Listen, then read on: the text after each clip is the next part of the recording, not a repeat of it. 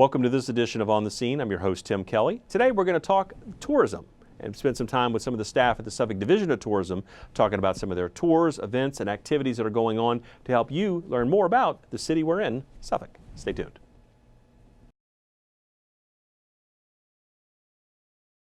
Welcome back to On the Scene. We're joined now by two of our two guests, I should say, who are coming from the Suffolk Division of Tourism and to talk about a lot of things that are going on through the division as far as current offerings and also some future things you can look forward to. Joining us today, we have Kevin Sari, who is the Visitor Center Supervisor, and Casper Heilman, a Visitor Center Advisor with the Suffolk Seaboard Station Railroad Museum. Gentlemen, thanks for being with us today. Thanks for having us. Thank you. Well, Kevin, let's kick it off and talk about something that's been going on for a while now, a couple months now, but it still's got some life left in it, so to speak, the farmers market. Right. So for those who maybe have not been out to the farmers market yet, I know it's very seasonal for what's offered, tell people what's going on and as far as how much longer they can continue to enjoy it this year. Okay. Well, our farmers market is located under the pavilion that's behind the Suffolk Visitor Center. Right. The address is 524 North Main Street. The market is open every Saturday through November 23rd. Okay. From 9 to 1. Okay.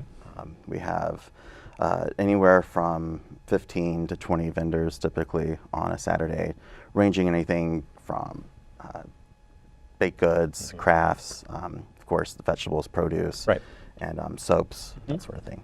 In addition to the stuff that's for sale, you also have some extra things you generally add in from time to time out there as well, either music or some other kind of performances and things. Throughout the year, we have different events, usually on the first Saturday of every month. Got it. We'll have a petting zoo, bounce house, live music, that sort of thing. Okay. So it kind of helps kind of spruce up the atmosphere. And again, the thing is, farmers market is free and open to the public, Correct. other than the items that you might purchase. And the vendors that you have there, all pretty much local or in the surrounding area, correct? Right. We usually limit it to a 100-mile radius. Right.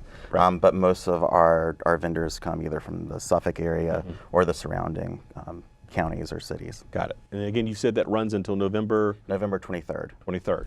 And then right on the heels of that, or maybe it's the same day, I'm not sure. Yep. The same day?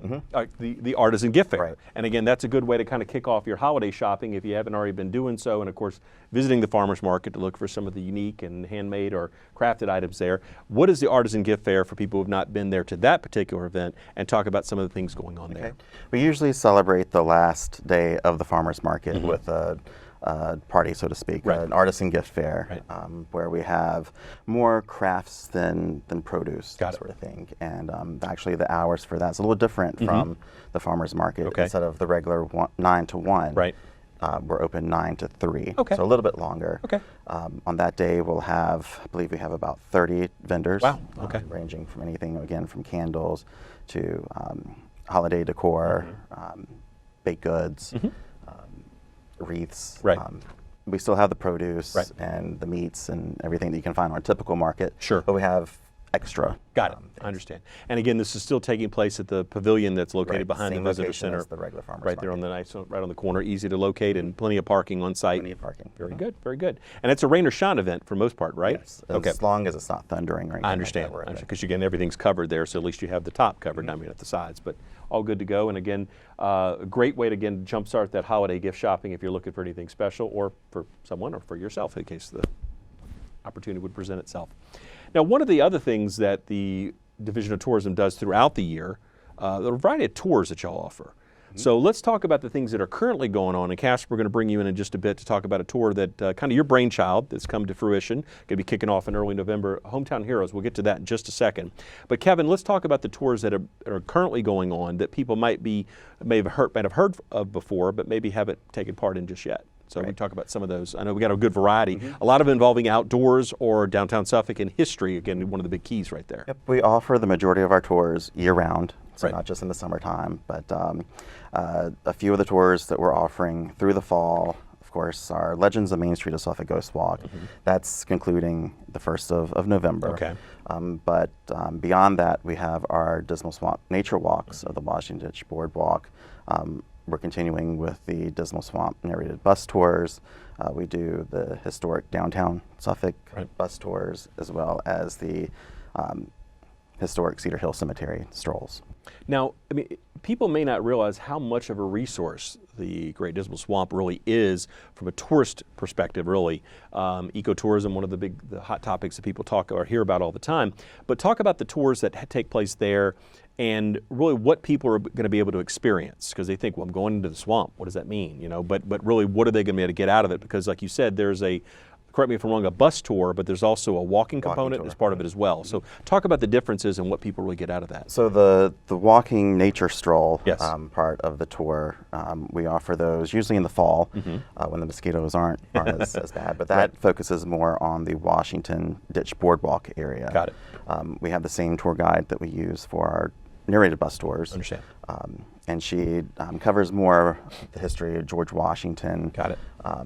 Talks about some of the trees and animals that can be found in that part of the refuge. Right. And that tour is about maybe an hour and a half long, and it's all walking. Got it.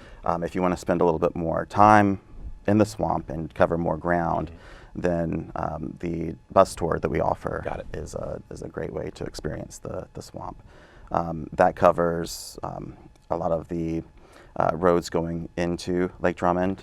You do get out a few times. Okay. One stop is a boardwalk that leads to, I believe, a 900-year-old cypress tree that's still standing. Got it. In the swamp. And also, we journey down to Lake Drummond, and we get out there, walk around part of the lake there. There's a pier there. She covers, the tour guide covers everything from the plant life, animal life, history, pretty much everything you want to know about the swamp. Right. She'll cover. And I guess one of the unique things is you never know what you're really going to experience. There's a game plan, but it can go in all different directions because of the fact of wildlife doesn't really, they're not booked on the tour, right? I mean, we can't guarantee you'll see any wildlife, but there's been a few times where lucky tour goers will see a bear crossing the road, deer. In the summertime, you might see a snake or two. So you never know what you're going to see in the swamp. Got it. And then do both of those tours leave out from the visitor center, or do they have to actually go on site to kind of start the tours? The bus tours depart from the visitor center. Got it. And then the nature walk will depart from the Washington Ditch Boardwalk off of White Marsh Road. Got it. And they can book reservations for this all through? They call the visitor center. Right. Located at 524 North Main Street. Located at 524 North Main Street, and then you can call the number 514-4130. Okay. All right, perfect. Good deal.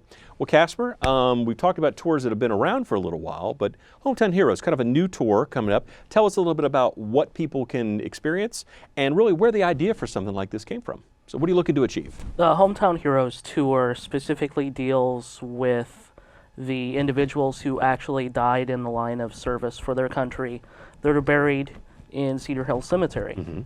So the newest internee we have actually was there since 1967. So it's a Vietnam veteran who died in combat. They range all the way back to the First World War. So roughly those people have been there for 101 years this year. Most of those are actually just in memoriam because their bodies are buried in the American cemeteries in Passchendaele, in Meuse-Argonne, places like that. And the impetus for this was my father's a 30-year man. My wife's in the service now. So I've been inundated with this since I was a little boy. Now, how much research and time went into kind of getting all the information together to kind of build the tour out? I mean, you don't just snap your fingers and something like this happens. No, I'm a trained military historian, so I've read after-action reports, I've read division accounts, I have spoken to people, there's actually a great website for the Vietnam veteran, the Virginia Memorial online. So everyone who fell in combat or served in Vietnam here in Virginia is online, readily available. So it did take quite a bit, and it's ongoing, so I plan on adding more. And what I really want to get across is most of these people, they have been gone for quite a while. So this is second, third generation of people that may still be here, but the details are lost. And I want to get that across to people. So whenever someone comes to the cemetery, if they take my tour, I want to encourage them to pick one person. That way, if they come back to the cemetery, that's your guy. When you come here, you go to that gravesite, you remember them for 30 seconds, and just appreciate the fact that they were willing to make that sacrifice and did. Indeed. Now, coordinating with the families, have you done anything with that to get some information out of that, or has it all been research done outside of that? And what have the family's response been to it so far? I have talked to one family, but that was almost happenstance. They were actually at the grave, and that was really okay. Mr. West the third, and then Mr. West the fourth is buried next to his father, and that's a personal thing for me because he helped liberate my home. I'm from Guam. Okay. It's where I went to high school. It's Right. the closest thing I have to a home. So I have been able to talk to I believe it would be his daughter, because he died in 47. I believe it was 47. So I've been able to talk to them, and on Guam's Liberation Day, I leave something in the little memorial urn they have there saying thank you. Now, how long did this take you to put it together from start to finish to where we've got to the point that it's going to launch pretty soon, in, like I said, just early November? About 4 months. About 4 months. Now, did it kind of come about as you thought it would, or was it one of those things? Because I know sometimes maybe these things click and everything falls into place, or was it a lot more labor intensive than maybe you expected to be off the top? Again, you have the experience, though, certainly. I started on a bigger scale, so I had a list of all of the people that are interned there that fell in battle. Yes. But some of the details were not readily available. I understand. So I had to pare it down. Got it. Also, following the tour, because there's a time frame. So I have found a readily accessible way from go to point A to point B to point C. Got it. And also having a good end point is very important as well. Understand. So when does everything start, and how can people take part? November 2nd is the first official tour. Okay. They can call the visitor center just like all of our other tours. Got it. And we actually start from the Seaboard Railroad Museum. I was going to ask you that. I figure location, what proximity-wise, you're starting right there. And again, I don't think people realize sometimes the great resource that Cedar Hill Cemetery really is historically. I mean, certainly it is a cemetery, but the history that's there with the people that are buried there, I think people would be amazed when they go through the cemetery. And again, it might sound morbid to some, but it really isn't, because again, it is history. It's people's lives in different aspects of things that really come out, and I'm sure that tour really brings that out, doesn't it? Yes, it's amazing. During the Victorian era, if you go and you look at some of those, the tombstones, they're almost table-like, because it was a family atmosphere. Right. You would take your family there, you take a picnic. It was a joyous occasion where you got together and memorialized all of your friends and your loved ones. So it was not seen as a morbid thing. Right, right. So when it comes to the Cedar Hill tours that have been going on already, now you said they wrap up in late October, is that correct? Actually, we do those through December as well. You do go through December. Now again, with those, what element are you focusing on there that might differ from what Casper's kind of been talking about? The Cedar Hill Cemetery Stroll centers more toward the politicians, the businessmen, a few of the military, Right. but more the history of the museum, or I treat it like an outdoor museum, Right, but right. The cemetery. And again, we talked about the historical aspect of what we're talking about. I mean, it goes. What is the earliest, as far as the person that's buried there? I know that there's some different stories about different people with the lion tamer and some other stories that kind of come out through these tours. But going back historically, do we know about how far back that goes? We get that question a lot. I haven't been able to. I always say 1832. Right. because Okay. that's- Or 1802. 1802, is okay. when the cemetery was actually formed. Right. But we believe that there are probably graves that Predate. Right, that. I understand. Okay, very good, very good. Again, Hometown Heroes, again, a tour starting November 2nd, is that correct? And how would that be scheduled? Is that 7 day a week, or is it dependent upon on demand, or how are you structuring that to kind of happen? Right now it's scheduled for once a month, and then we'll determine by demand. Got it. Okay. Very good. Very good. And again, if you need more information, stop by the Visitor Center or the Railroad Museum, either one, to get some information there. Again, Division of Tourism has staff at both locations that'd be happy to answer questions. Whether you're talking about the tours, history of Suffolk, just offer some great tourism information. That's what these folks are there for, and they're very skilled and very knowledgeable about really the history of Suffolk. So again, some resources there. And when we talk about the history of Suffolk, and again, we talked about the tour that Casper is kind of kicking off very, very soon. One of the other things that's being worked on right now is an African American Heritage project.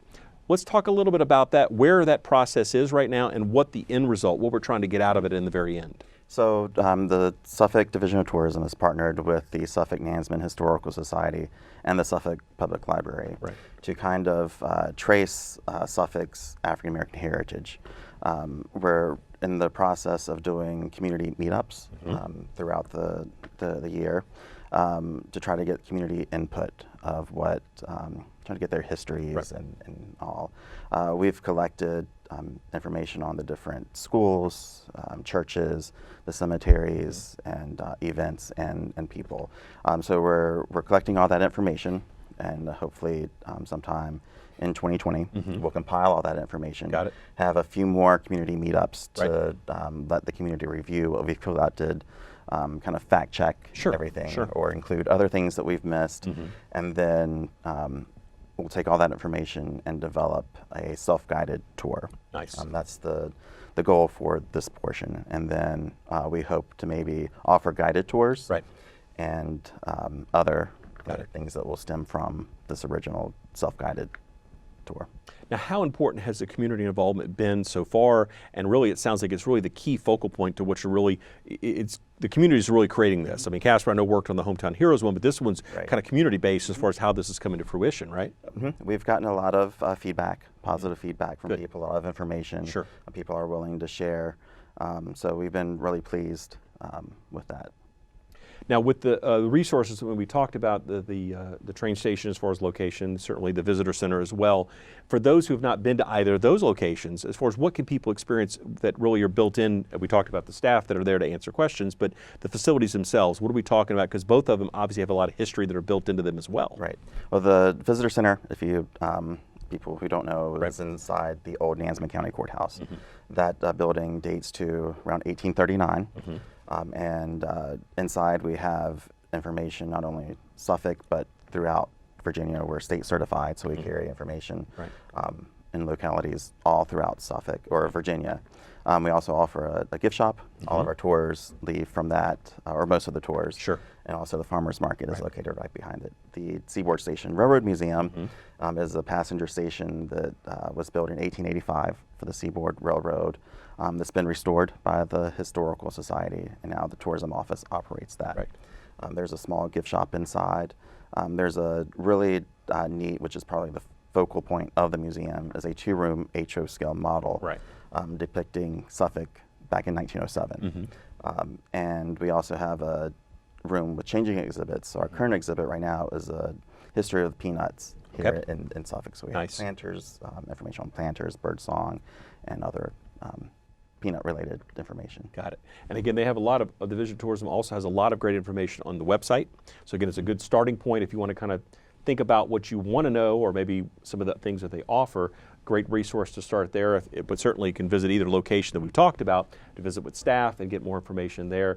As Kevin noted, you're state certified. So again, there's information there, not just about Suffolk, but tourism in general around the state. So again, some great resources there. And I mean, really, how would both of you, and I'll give you both the chance to kind of chime in on this one, what would you say the mission of the Division of Tourism is? Because, I mean, people can think about tourism in a lot of different ways, and obviously, you're just trying to bring people here, but not only that, but you're trying to really enrich the lives of people who already live here to kind of give them a little bit more about the history of the community we're in, correct? Yep. We're not just for outside visitors, although we love people coming in to Suffolk, but we're also here for the community.